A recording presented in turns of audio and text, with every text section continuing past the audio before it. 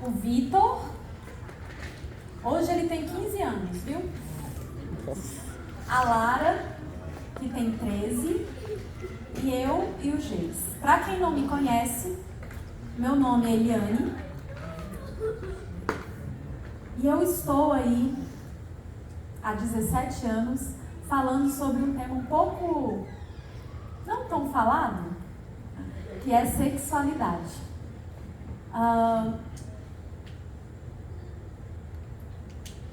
Como é que começou tudo isso, né? Eu costumo dizer que tudo que a gente faz tem um pezinho na nossa história. E quando eu olho essa minha foto com a minha família, o Jay sempre fala assim: meu bem, tá na hora de trocar essa foto. E eu tenho um apego, né? Tenho um apego a ela. E eu olho para essa foto e essa foto ela foi tirada no Dia das Mães. E a gente acabou de passar aí pelo Dia das Mães. E quem me pediu para fazer essa sessão de fotos foi a Lara, minha filha. Ela um dia olhou para mim e falou assim: mamãe, a gente podia fazer umas fotos, né, da nossa família no Dia das Mães. E eu concordei com ela e a gente fez essas fotos. Mas por que eu gosto tanto dessa foto? Porque ela me lembra que o plano de Deus para a minha vida foi muito melhor do que os meus próprios planos. Eu vou explicar para vocês. Muitos de vocês aqui têm filhos, né? Quantos têm filhos? A maioria. Um dia a minha mãe chegou para mim e ela falou assim: minha filha, quais são os seus sonhos? Eu devia ter uns 13, 14 anos. E minha mãe sempre foi uma mulher de muita oração. E ela falou assim: minha filha, quais são os seus sonhos? E eu, no auge, né, dos meus 13 anos, olhei para ela e falei assim: mãe, eu tenho 3 sonhos. Meu primeiro sonho é estudar. E aí qualquer mãe ficaria feliz, né? E aí minha mãe ficou bem feliz: muito bem, minha filha, você tem que estudar mesmo, você é uma menina muito inteligente, vai dar tudo certo, que bom que você quer estudar. E deu certo, né? Aí eu fiz fisioterapia, depois eu fiz psicologia e me tornei professora universitária lá pra frente. Então eu sempre gostei muito de estudar. Mas minha mãe falou assim: e o seu segundo sonho?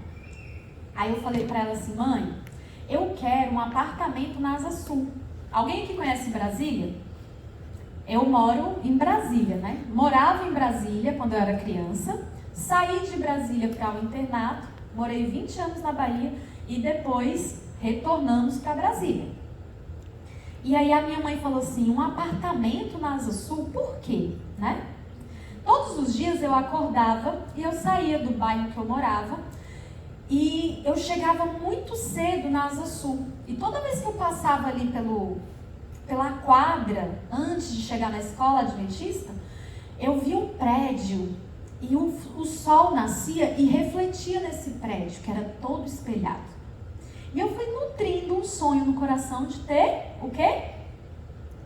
Um apartamento na Asa Sul. E aí, quando eu comentei isso com a minha mãe falou assim: vai dar tudo certo, porque você quer estudar, como se no Brasil fosse assim, né? Estudou, ganha dinheiro, compra um apartamento na Asa Sul. Não é bem assim, mas na cabecinha da minha mãe, que sempre viu nos estudos a única forma, né, de crescimento, ela falava pra mim: vai dar tudo certo, porque você é uma menina estudiosa, e você vai estudar muito, e depois você vai comprar um apartamento na Asa Sul. E aí ela me perguntou sobre o meu terceiro sonho. E o meu terceiro sonho, eu olhei pra ela e falei assim: eu quero ter um filho. E aí quando ela olhou pro primeiro, ok. Segundo, ok. Aí o terceiro gerou incômodo, né? E ela falou assim: minha filha, você não esqueceu nada, não? E aí, será que tinha esquecido, hein? Aí, você não esqueceu nada, não? Aí eu revisei na minha cabeça. Primeiro, era o que mesmo? Vocês já esqueceram, gente? Estudar. Me ajuda. Primeiro, estudar. Segundo, comprar um apartamento. Terceiro, filho. Não, mãe, tá tudo certo. Falei pra ela. E aí ela falou assim pra mim, vem cá, você não quer casar, não? Antes dela fazer essa pergunta, ela falou assim pra mim, como é que você vai ter um... Não, ela falou, você não quer casar, não? E aí foi um ponto, né, bem importante na história. Porque nesse momento, quando ela me perguntou sobre casamento, eu olhei pra ela, eu era adolescente. Alguém que tem filho adolescente? Então, os adolescentes, eles são super sinceros. Vocês já perceberam? Mas geralmente, eles falam a verdade. Nós, enquanto pais, não estamos preparados para a verdade que eles nos trazem. E não foi diferente com a minha mãe. Eu virei para ela naquele dia, quando ela me perguntou se eu queria me casar, e eu falei assim para ela, Deus me livre de casamento. Se for para viver igual a senhora e o meu pai, eu não quero casar nunca. Agora imagina, né, para uma mãe ouvir isso. Duro, né? E ali no auge dos meus 13 anos eu falei isso para minha mãe. Minha mãe, ela sempre foi uma mulher de muita oração. Mas naquele dia, eu senti como se ela tivesse... Ela poderia me responder, né? Ela poderia usar a autoridade dela. Porque era assim, geralmente. Minha mãe era uma mulher de muitos argumentos. Ela sempre tinha algo para nos ensinar. Mas naquele dia, eu pude ver a tristeza nos olhos da minha mãe. Era como se eu olhasse para ela e eu entendesse assim, eu falhei, né, minha filha? Eu não posso te dizer nada sobre casamento. Talvez você esteja se perguntando assim, por que a Eliane está começando o culto de hoje dessa forma? E eu vou te explicar. Todos nós temos uma história. Todos nós temos marcas que a gente carrega a vida inteira. E às vezes, as marcas que estão lá atrás, elas estão influenciando a vida que a gente está levando hoje. E eu costumo dizer que o nosso casamento, o meu casamento, começou com o casamento dos meus pais. O seu casamento começou com o casamento dos seus pais. E nós estamos durante essa semana envolvidos em uma ênfase, que é família, não é isso? Qual o título que vocês deram para essa semana? Da família. Família blindada, blindagem familiar. Mas como é que eu vou blindar a minha família sem cuidar do miolo dela?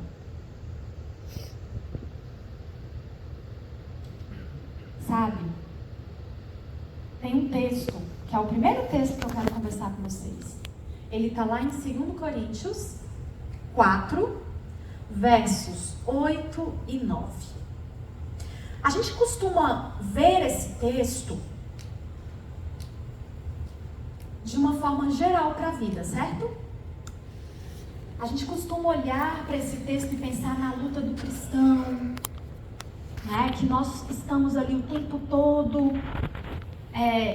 tendo que cuidar da nossa espiritualidade. E é verdade, tudo que você ouviu sobre esse verso é verdade. Mas eu queria que você tivesse um olhar diferente para ele hoje. Vamos pensar assim, ó. Lá em 2 Coríntios 4, no versículo 8, já começa como? De todos os lados somos pressionados, mas não desanimados. Então vamos começar pensando assim. Se eu olhasse para esse verso pensando sobre casamento. Você concorda comigo que a gente vive um momento onde o casamento, ele está sendo atacado por todos os lados? Sim. Você sente isso ou não? Eu tinha 13 anos quando eu achei que casamento não valia a pena. E será que hoje o pensamento das crianças, dos adolescentes é diferente? Vocês têm visto as estatísticas mostrando que casamento, hoje em dia, demora para acontecer? A gente vive um momento onde, na verdade, as pessoas não querem nem sair da casa dos pais. É filho com 40 anos, 35, tudo lá na casa dos pais. Mas o chamado de Deus, logo lá no início da Bíblia, foi o quê? Deixai pai e mãe e se una com quem? Com a sua mulher. E aí a gente olha para o casamento e a gente percebe assim, casamento é um negócio que está em desuso. Quantas pessoas já se casam pensando assim, se não der certo, eu separo. Uma pessoa que já se casa, que já entra em um relacionamento pensando assim, ela tem grandes chances de viver um relacionamento que não vai dar certo. E aí a gente olha para pastores, que sempre quando vão falar sobre casamento, sabe o que é que surge? Uma piada. Sempre quando vão falar sobre casamento, olham para os jovens e falam assim, aproveita a vida, antes de casar.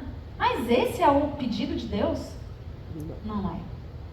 Então, quando eu olho para esse verso e eu vejo assim, vamos pensar nele em relação ao casamento.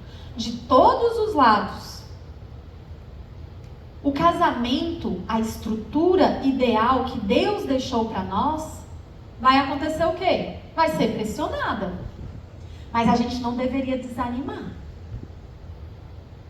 O seu casamento pode até sofrer pressão. E vai sofrer. Mas não desanime. A gente olha, né? E a gente fica perplexo.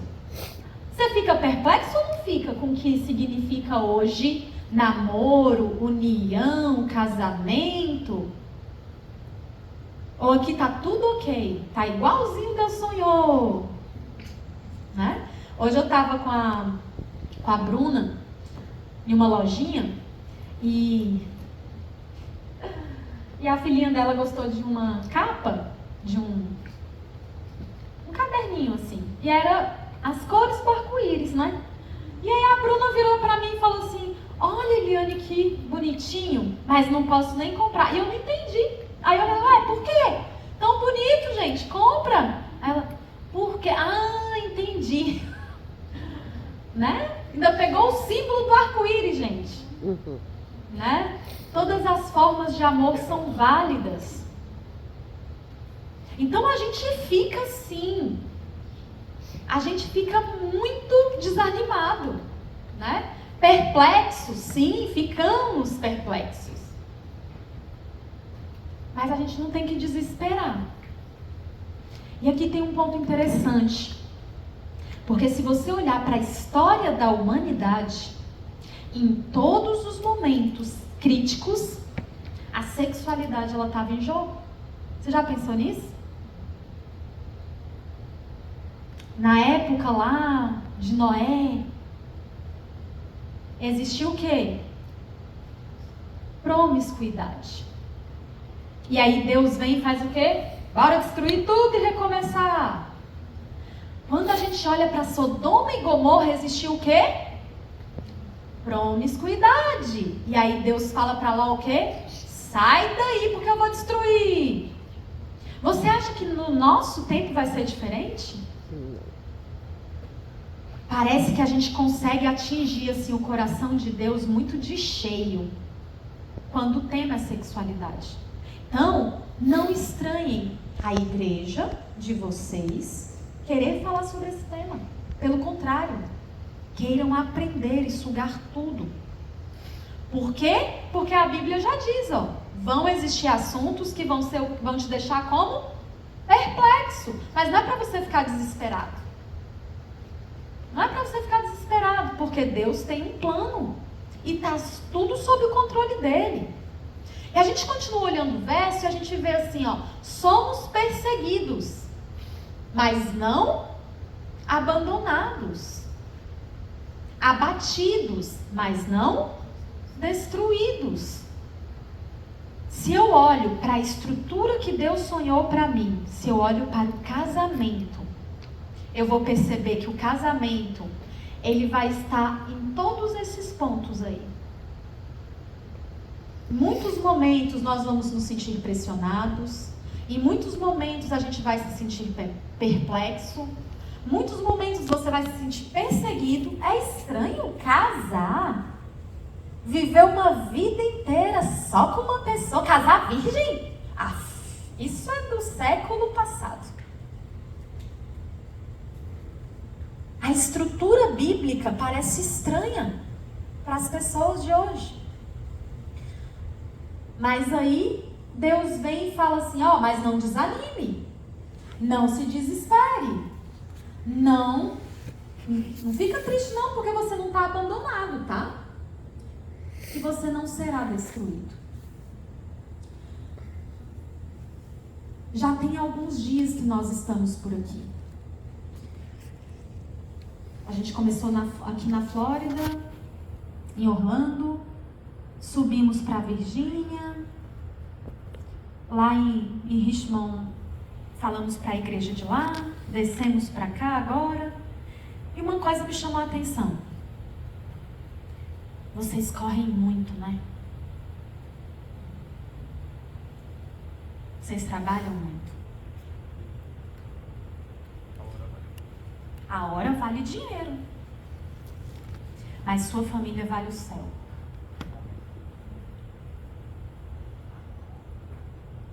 Sabe, nenhum conforto, nenhuma facilidade compensa se você perder sua família. Quando eu olho para a história dos meus pais, eu começo a entender muitas coisas que eu vivo hoje, inclusive. Imagina que lá na história dos meus pais, esse aí era o dia do casamento dos meus pais, viu? A minha mãe tinha 15 anos. Misericórdia, né? Eu tenho uma filha de 13, então assim, é incabível imaginar minha filha com 15 casando. Né? Mas a gente vem de histórias como essa aí. Então imagina minha mãe com 15 anos, meu pai com 22 anos. Era o dia 1º de julho de 1972 e eles estavam se casando. E minha mãe, ela comentava assim, filha, o seu pai, ele cavalgava nas fazendas, né? Meus pais moravam no Goiás. E aí eles cavalgavam, meu pai cavalgava ali pela fazenda. E ela dizia assim pra mim, o seu pai era o homem mais bonito da região. E eu achei essa foto, gente.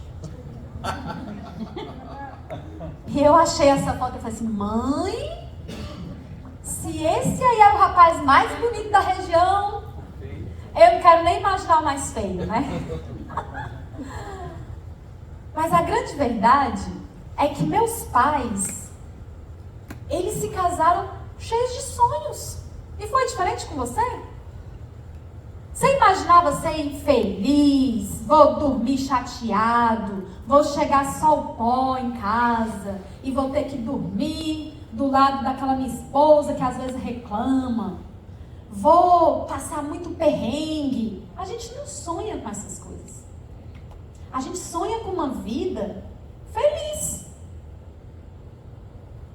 E não foi diferente com os meus pais. Mas sabe o que aconteceu com os meus pais?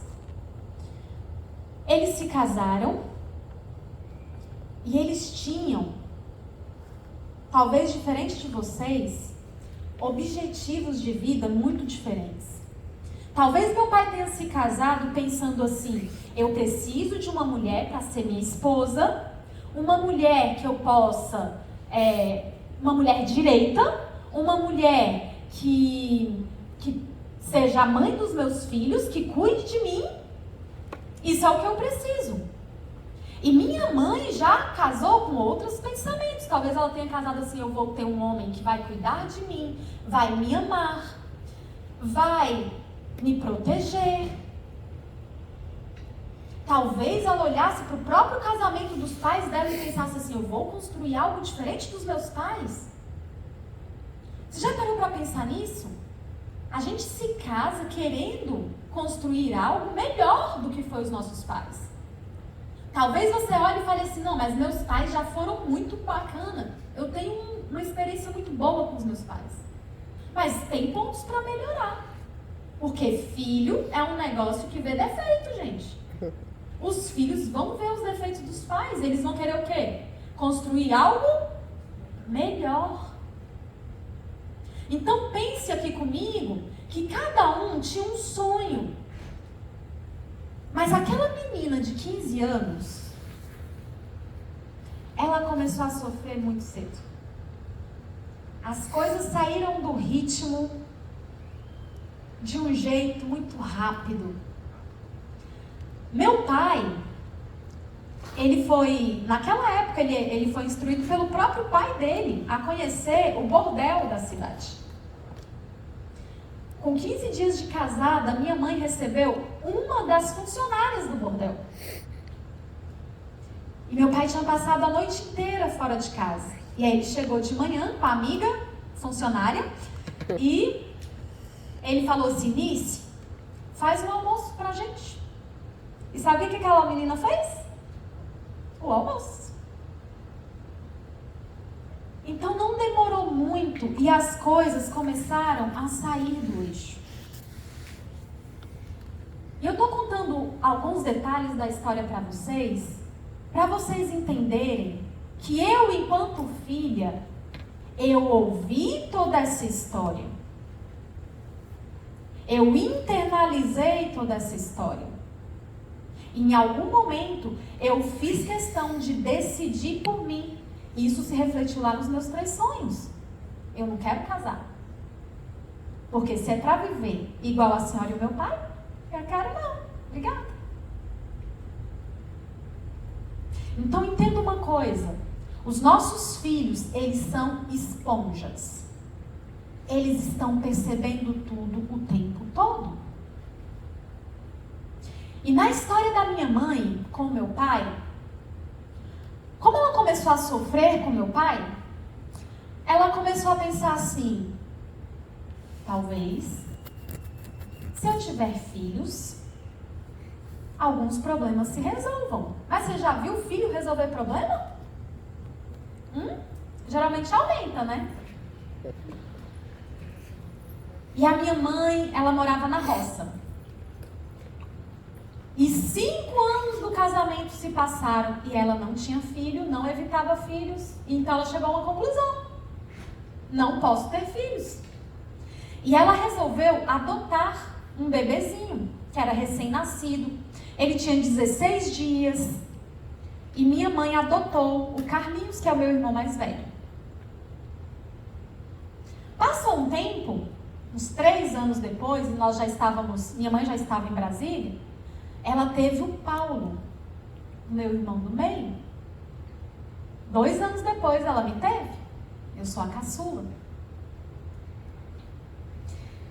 E aí aconteceu um movimento interessante.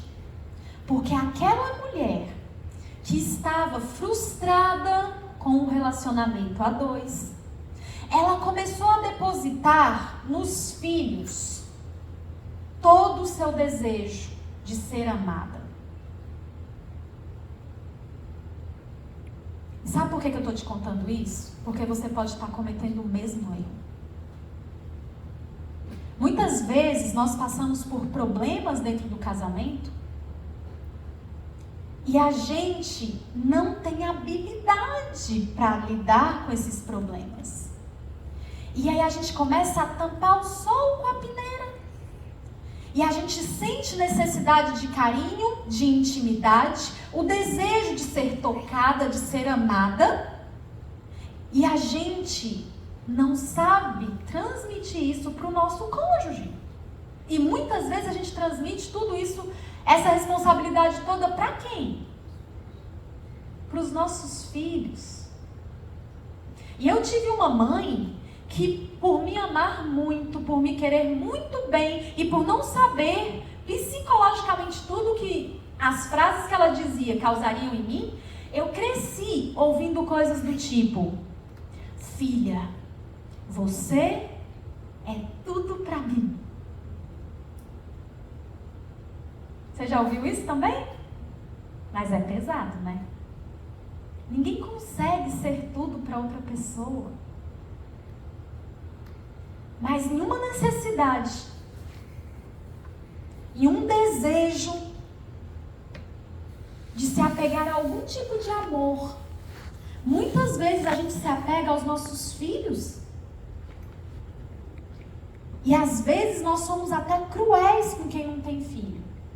E a gente fala frases do tipo assim: amor verdadeiro você só vai conhecer quando você tiver filhos. Porque amor de mãe é o amor verdadeiro. E o que é o amor conjugal? A gente diminui ele, né? A gente diminui o amor conjugal em detrimento do amor pelos filhos. E muitas vezes, nas nossas frustrações enquanto casal, a gente olha para os nossos filhos e fala assim: mamãe está aqui por você, conte com a mamãe para tudo. Eu ouvi da minha mãe coisas do tipo assim: filha, eu abri mão da minha vida por causa de você. E se eu tivesse a sabedoria que eu tenho hoje, eu falaria: eu não pedi para a senhora abrir mão da sua vida. Por quê? Porque é pesado demais.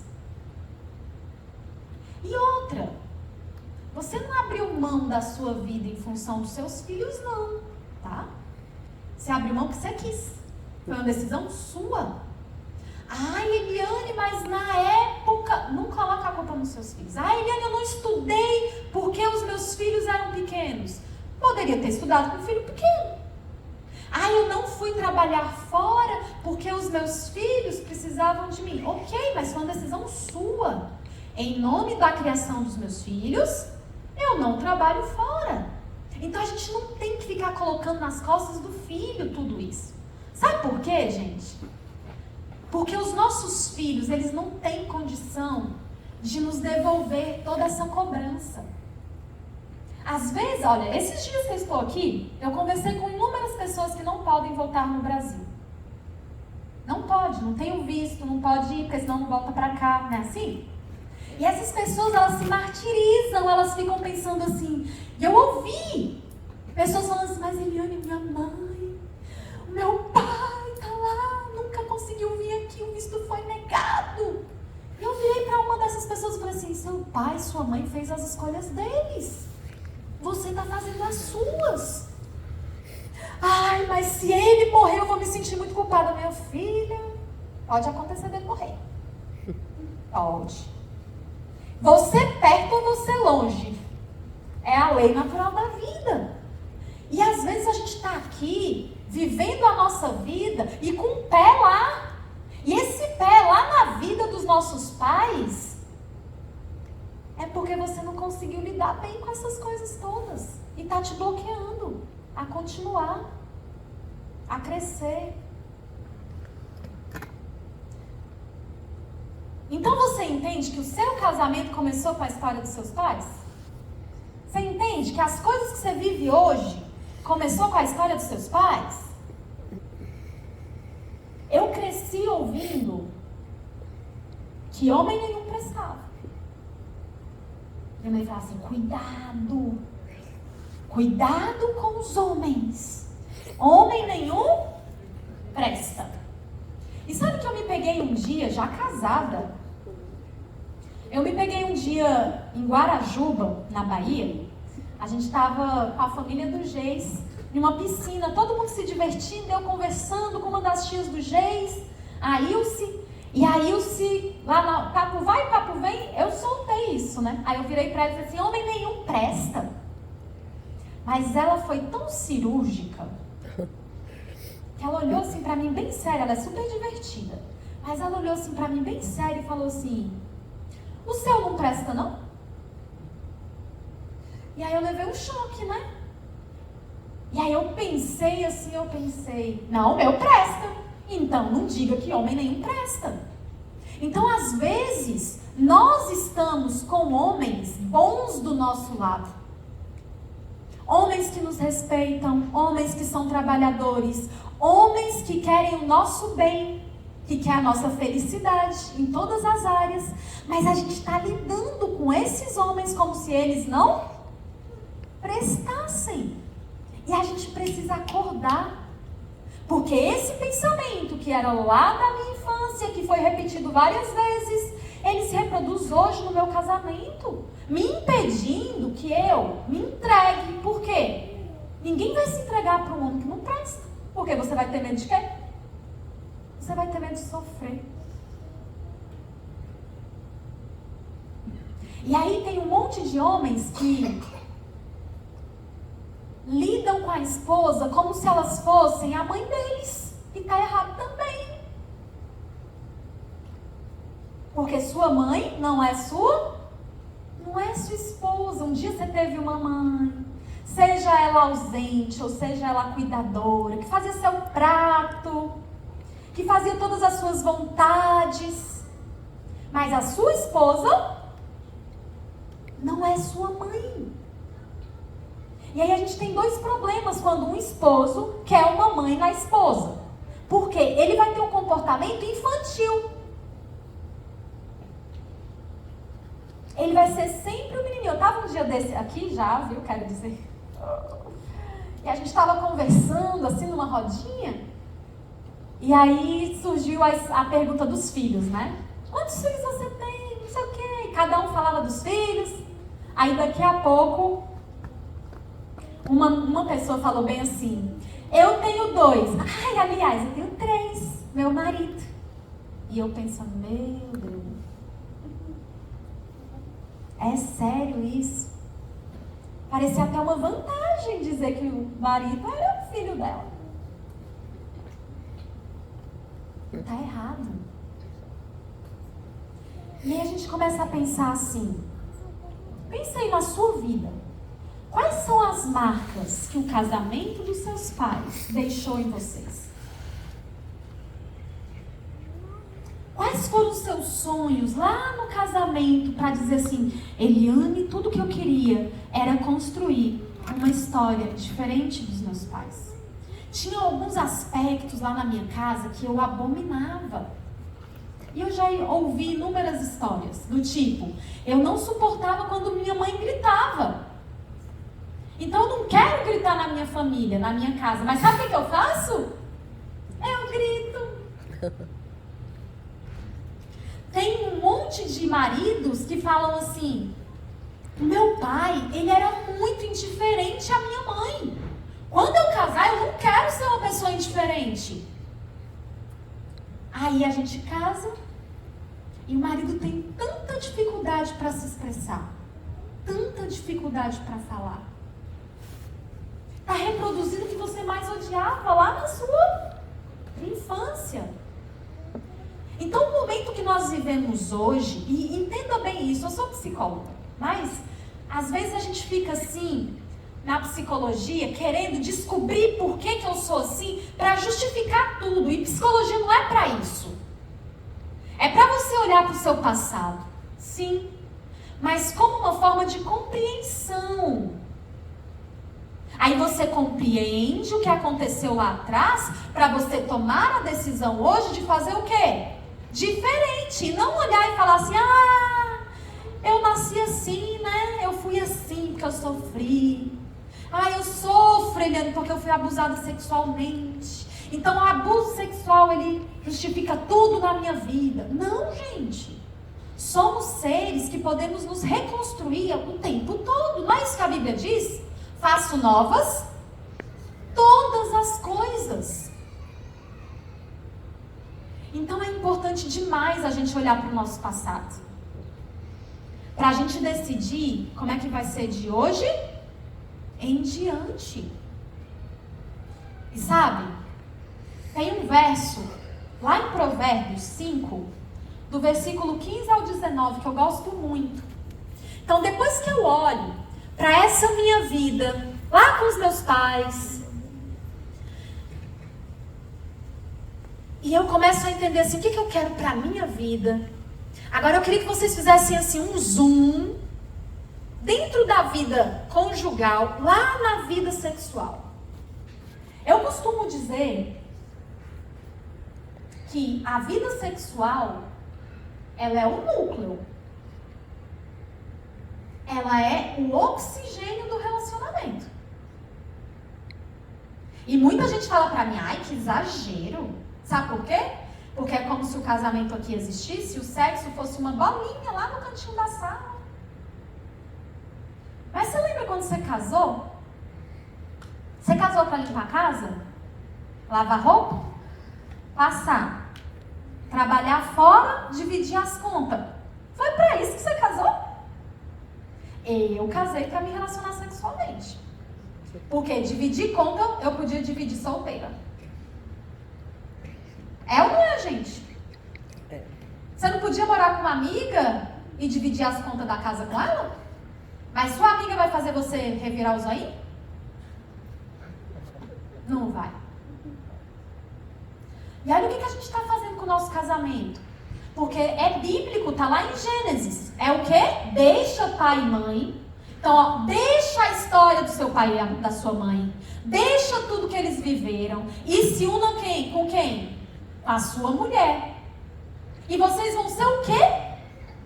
Uma só carne. É isso que a Bíblia diz.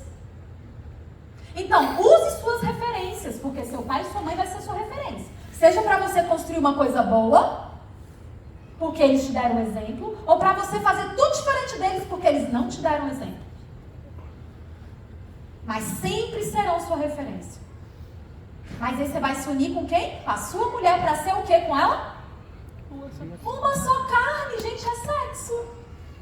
Aí a gente olha, e eu te pergunto, porque ao longo dessa semana, por exemplo, amanhã, o Geis, meu esposo, vai estar falando só com os homens.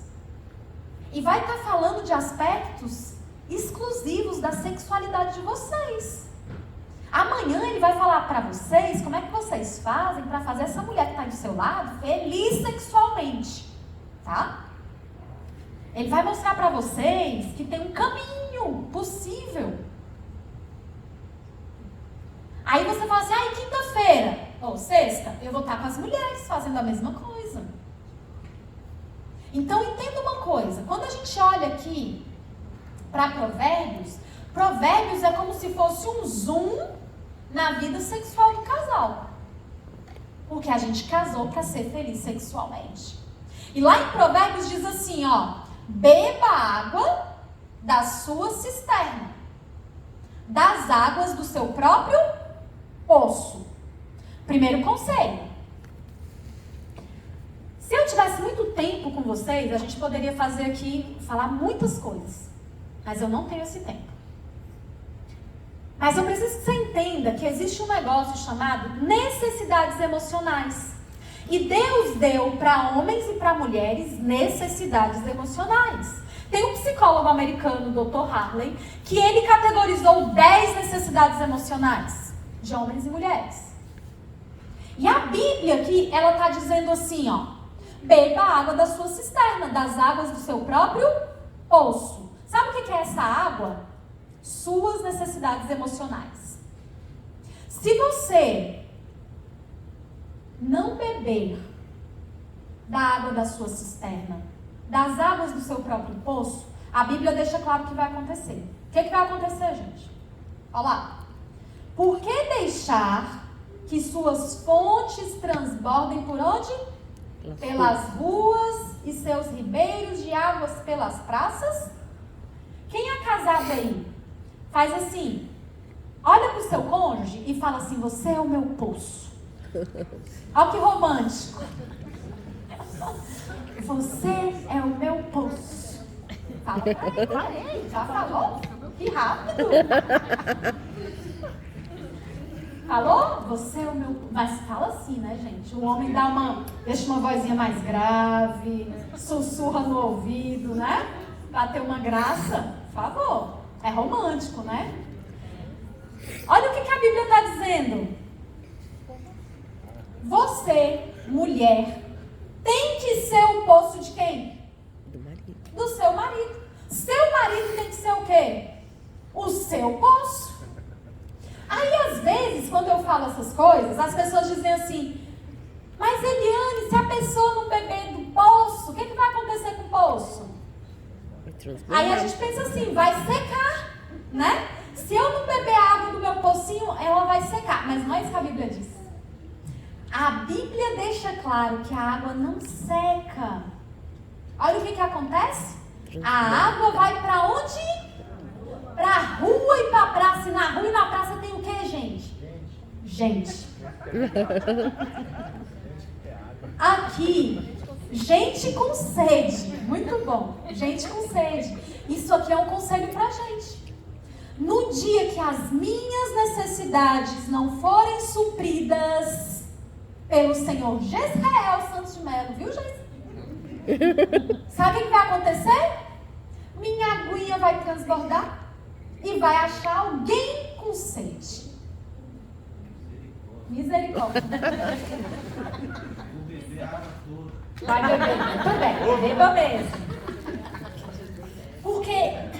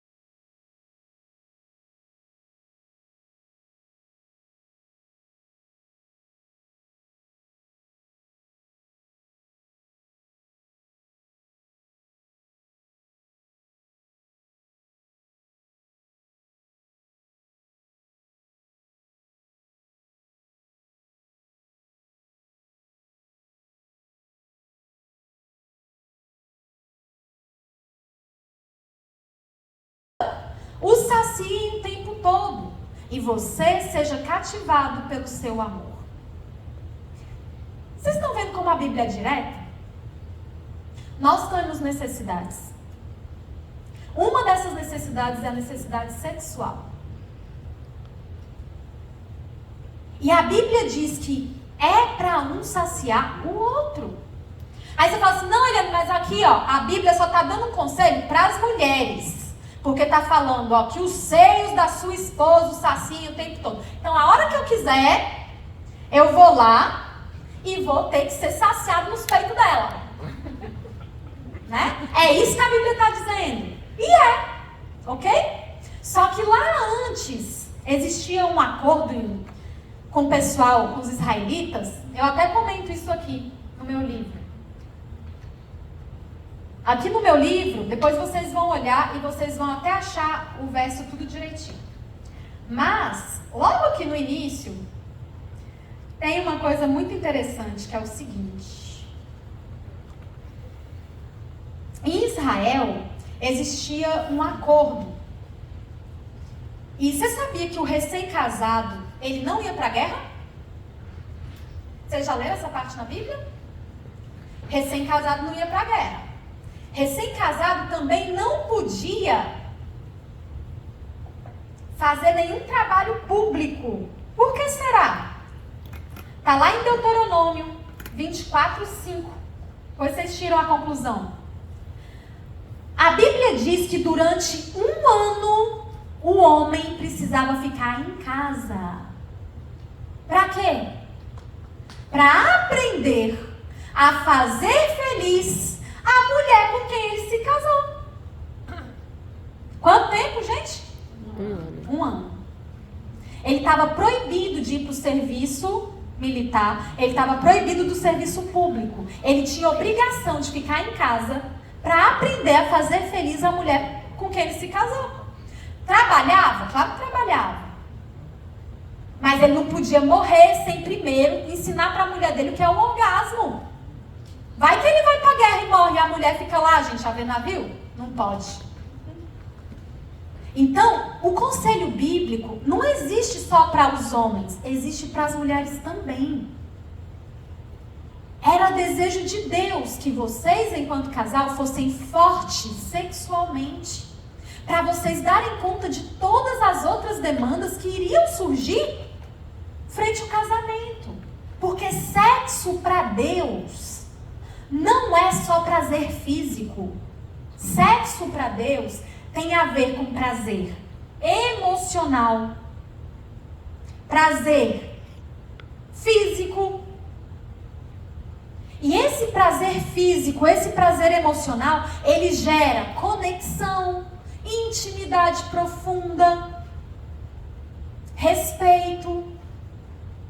Olha como Deus é. E aí a gente às vezes olha para o casamento e pensa assim, não, basta tirar a fotinha bonita, basta fingir que está tudo bem na igreja. Deixa a gente mal na cama. Um casamento onde vocês não estão bem no núcleo, na intimidade, no ser uma só carne, ele vai deixar a desejar em outras áreas. Então olha o que Deus diz. Que você seja cativado pelo seu amor. A gente precisa cuidar dos nossos casamentos, né?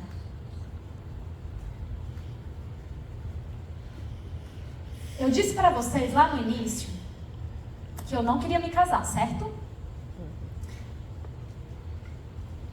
E essa minha ideia mudou. Um dia eu conversando com minha mãe, a minha mãe virou para mim e falou assim para mim, que depois daquela nossa conversa, ela começou a orar todos os dias por mim, para que Deus organizasse as ideias. Sabe de uma coisa? Eu não tive um bom exemplo. Meus pais não foram um bom exemplo. Mas Deus colocou na minha vida outros casais. Eu cheguei no internato, onde eu via, e alguns de vocês conhecem também, onde eu vi um casal que se chamava Tia Lia e Pastor Luiz Nunes. E quando eu vi a Tia Lia pela primeira vez, eu falei assim, essa mulher, ela andava com andador. E eu falava assim, essa mulher, ela deve ter tido algum problema depois de casada. Andava com andador. E aí eu descobri que não. Que ela tinha tido paralisia infantil quando ela era criança. E aí isso deu um problema na perna dela. E ela sempre andou com andador. E o pastor Luiz Nunes, que era o esposo dela, casou com ela daquele jeito. E eu fiquei, gente, que impressionante. Mas o que mais me impressionava era a forma como os dois se tratavam. Um dia eu estava na frente da igreja, assim, na lateral ali da igreja, e o pastor Luiz Nunes, ele chegou e deu um tapa na bunda da Tia Lia. E eu fiquei assim, meu pai, agora ela deve dar uma bronca nele, né? Porque se em casa sua esposa te dá um, né? Você dá um tapinha lá na bunda da sua esposa, ela faz o que com você? Ela briga. Ela já tá pensando nisso. Se tiver filho, fala, olha os meninos. Tá vendo aí os meninos? A gente tem muito medo de demonstrar afeição na frente dos nossos filhos, mas a gente não se envergonha de brigar. E naquele dia, o pastor Luiz Nunes deu um tapa na bunda da Tia Lia, e ela olhou assim pra ele e falou assim, esse Luiz não tem jeito. Era assim que ela falava. Ela vê, né, a vida com leveza. Então nós temos muito que aprender. E sabe por que eu estou te dizendo isso? Porque talvez você não tenha tido, assim como eu, um bom exemplo em casa. Mas você pode ser um bom exemplo para as pessoas que estão ao seu redor, para os seus filhos, para a sua comunidade. E Deus foi muito bom comigo, Ele foi me mudando, foi mudando a forma de eu ver. E uma das coisas que me ajudou muito nesse meu processo foi aprender. Teve um dia que eu olhei e falei assim, se eu não sei nada sobre casamento, se eu abomino o casamento na minha vida, e eu penso em construir uma história diferente, eu preciso fazer o quê? Aprender primeiro, antes de casar. Deixa eu aprender. E eu tinha 17 anos. E eu fui para a biblioteca e eu li todos os livros de relacionamento que tinham na biblioteca. Eu vivia com o livro na mão. Inclusive o meu marido, Jace, foi uma das coisas que chamou a atenção dele. Ele falou assim, essa menina sempre está lendo um livro. E a vida dos meus pais foi horrível. Mas um dia eu estava lá na Bahia e eu recebi uma ligação do meu irmão, que é pastor. E o meu irmão falou assim, Naninha, nosso pai infartou. Era uma segunda-feira. E eu pensei, vou para Brasília amanhã, de manhã. E eu cheguei em Brasília. E eu encontrei meu pai exatamente assim. Cheio de tubos, em uma UTI. E foi muito difícil ver meu pai assim. Porque meu pai era um homem forte, engraçado, divertido.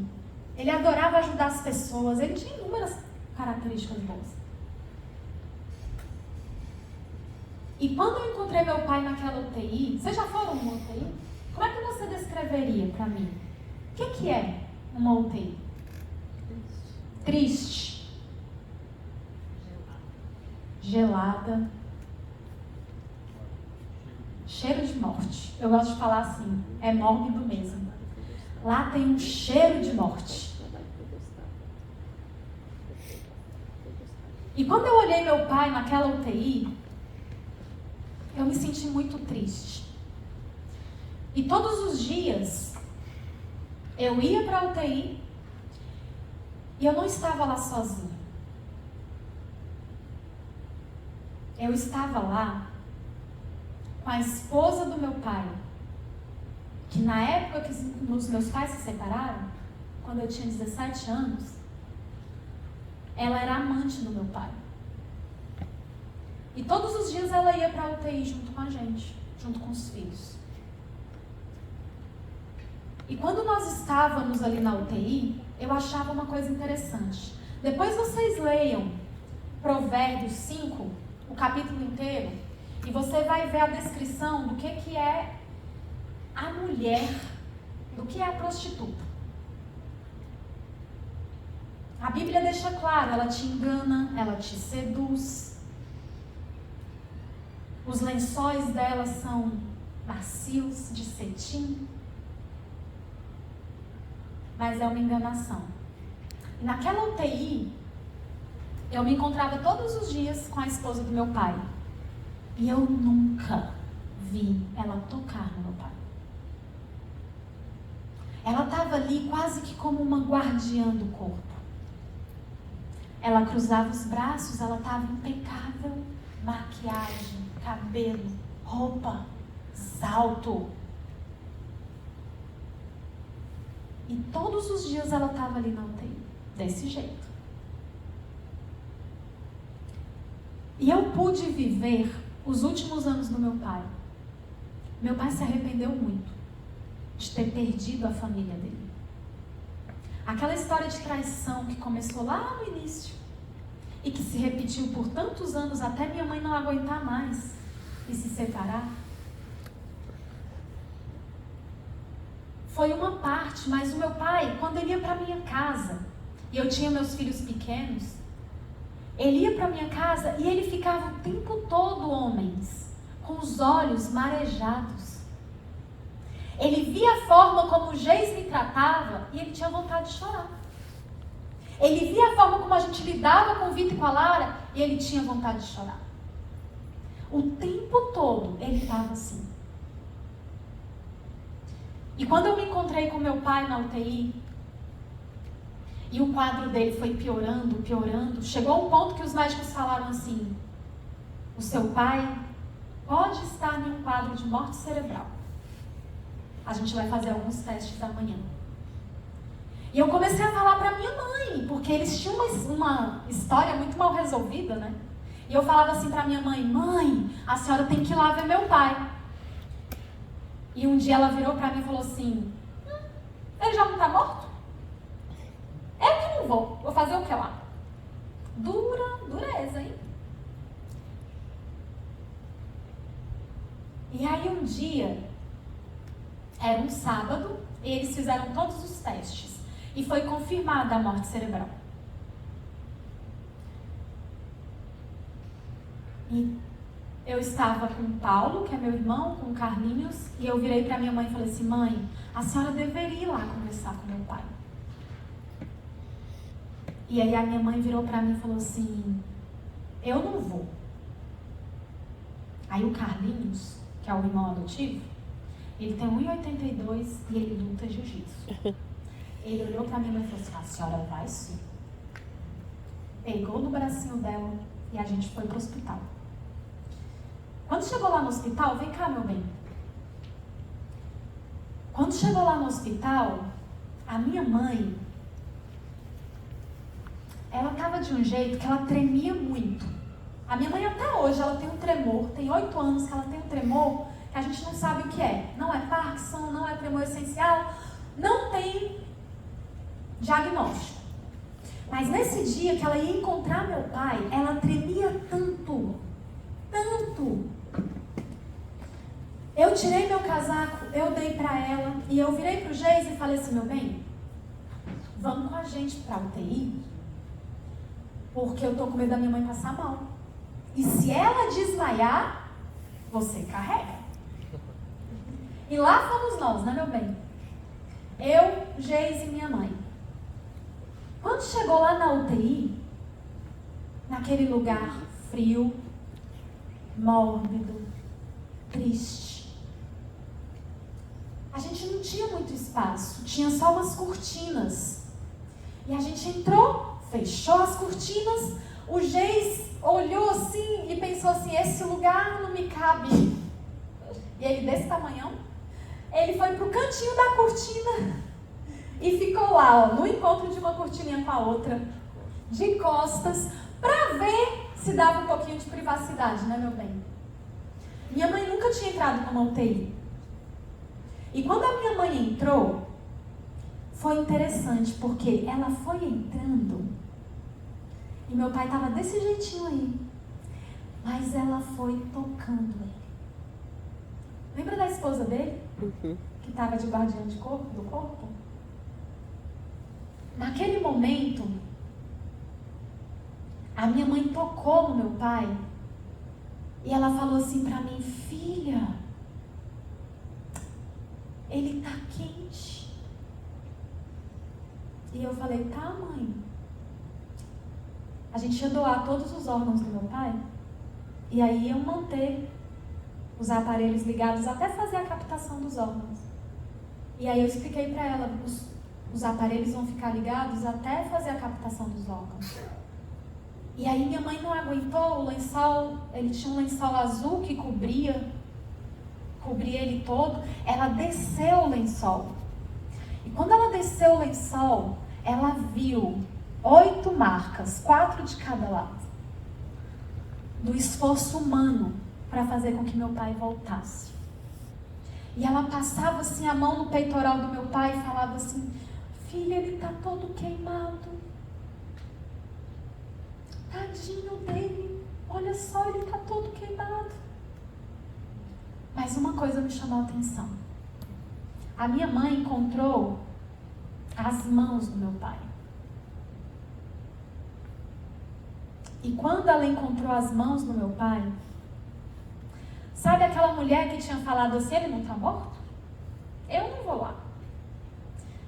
Já tinha desaparecido. Ela encontrou as mãos do meu pai e ela falou assim: eu amava tanto suas mãos.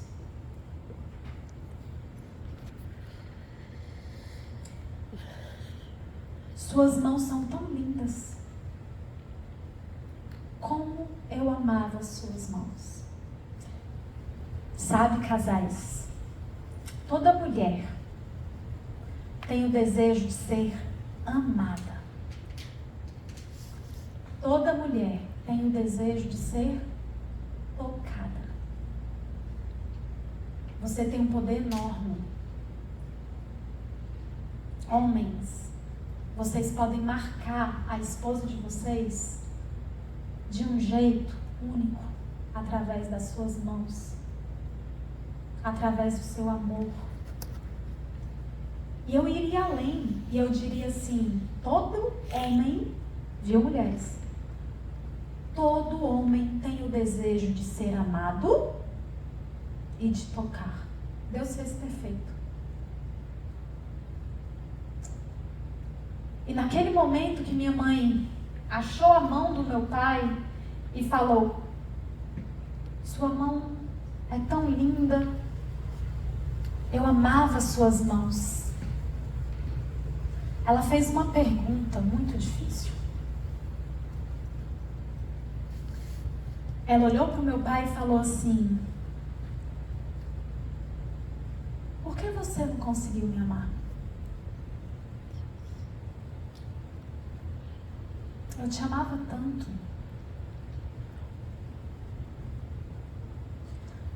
Eu era uma mulher tão bonita. Por que você não conseguiu me amar?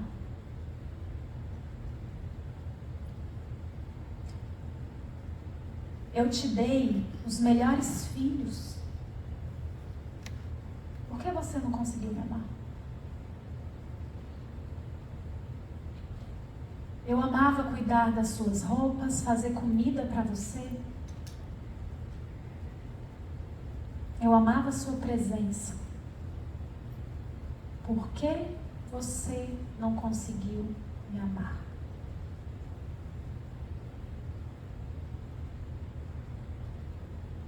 Aquelas perguntas, elas ficaram assim martelando na minha cabeça